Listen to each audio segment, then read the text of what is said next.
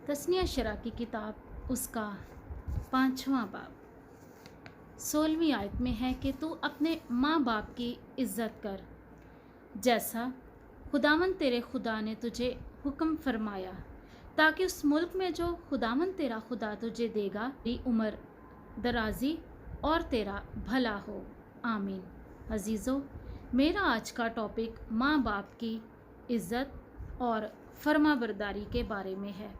जैसा कि हमने इस आयत में पढ़ा और सुना है कि तू अपने माँ बाप की इज़्ज़त कर तो तेरी उम्र ज़मीन पर दराज होगी और तेरा भला होगा। तो मेरे अजीज़ों, हमारे खुदा ने हमसे सिर्फ माँ बाप इज़्ज़त करने को कहा और बदले में कितनी ढेर सारी चीज़ें इनाम में रखी हैं। मेरे अजीज़ों, आजकल के लिए ये सबसे मुश्किल काम है माँ बाप की इज़्ज़त और फर्माबरदारी करना, क्योंकि आजकल के बच्चे अपने माँ बाप को अपना माँ बाप नहीं बल्कि खुद को उनका माँ बाप समझते हैं। जैसे जैसे तरक्की का दौर होता जा रहा है, इंटरनेट का दौर आ गया है, वैसे वैसे ही दूरियां बढ़ती जा रही हैं। आजकल माँ बाप की इज़्ज़त करना तो दूर की बात, उनके पास बैठना भी पसंद नहीं करते। ये बहुत अफसोस की बात है मेरे अजीज़ों। क्यों ये सब हो रहा है? क्यों ये दूरियां और नफ़रतें बढ़ती जा रही हैं? नफ़रतें बढ़ती जा रही हैं क्योंकि आजकल के बच्चे कलाम से दूर होते जा रहे हैं। उनके पास कलाम को पढ़ने और समझने का वक्त ही नहीं।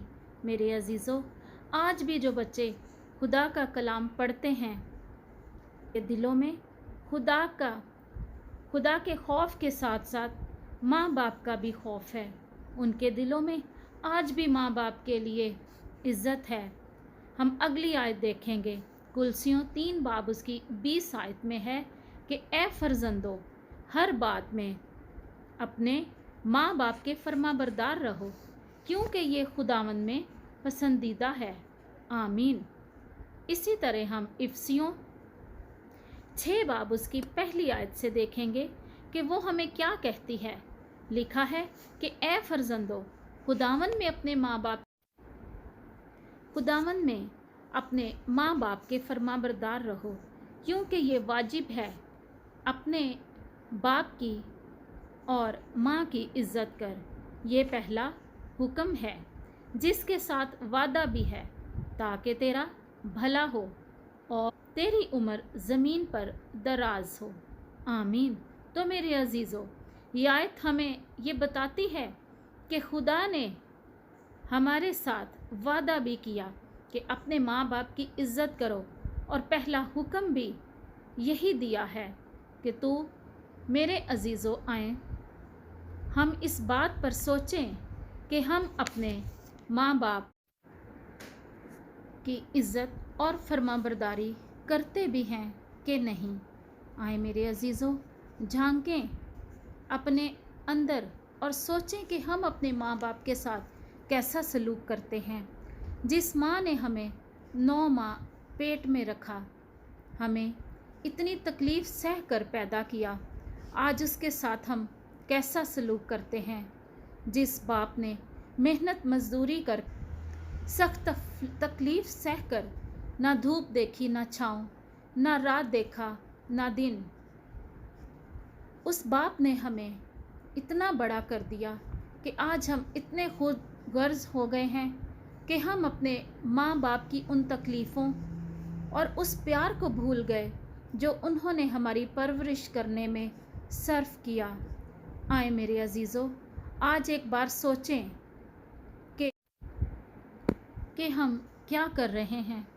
हम अगली आयत देखते हैं, यूहन्ना 14 बाब उसकी 21वीं आयत में है कि जिसके पास मेरे हुक्म हैं और वो उन पर अमल करता है, वही मुझसे मोहब्बत रखता है, और जो मुझसे मोहब्बत रखता है वो मेरे बाप का प्यारा होगा, और मैं उससे محبت رکھوں گا اور اپنے آپ کو اس پر ظاہر کروں گا۔ آمین۔ تو میرے عزیزو، خدا نے ہمارے سے کتنی خوبصورت بات کی ہے کہ جو میرے حکموں پر عمل کرے وہ مجھ سے محبت رکھتا ہوگا اور وہ میرے باپ کا بھی پیارا ہوگا، اور میں بھی اس سے محبت کروں گا اور اپنے آپ کو اس پر ظاہر کروں گا۔ یہ محبت اور ظاہر کرنا کیا ہے؟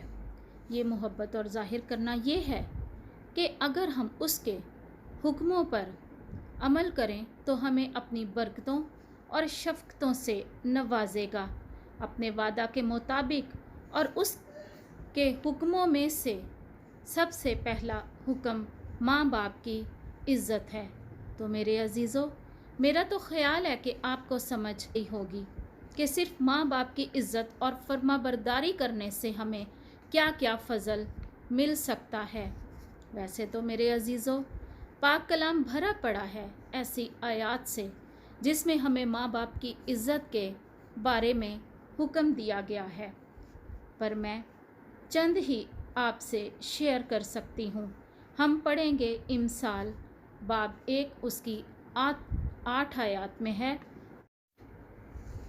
اے میرے بیٹے، اپنے باپ کی تربیت پر کان لگا اور اپنی ماں کی تعلیم کو ترک نہ کر، کیونکہ وہ تیرے سر کے لیے زینت کا سہرا اور تیرے گلے کے لیے توق ہوں گے۔ آمین۔ آخر میں میرے عزیزو ایک اور آیت دیکھیں گے، عبرانیوں اس کا 12 باب 6 آیت میں ہے کہ اے میرے بیٹے، خداوند کی تنبیہ کو ناچیز نہ جان، اور جب وہ تجھے ملامت کرے تو بے دل نہ ہو، کیونکہ جس سے خداوند محبت رکھتا ہے اسے تنبیہ بھی کرتا ہے، اور جس کو بیٹا بنا لیتا ہے اس کے کوڑے بھی لگاتا ہے۔ آمین۔ میرے عزیزو، میرا ایمان ہے کہ آج بہت سے بچے اس کلام کے وسیلے سے برکت پائیں گے۔ آمین۔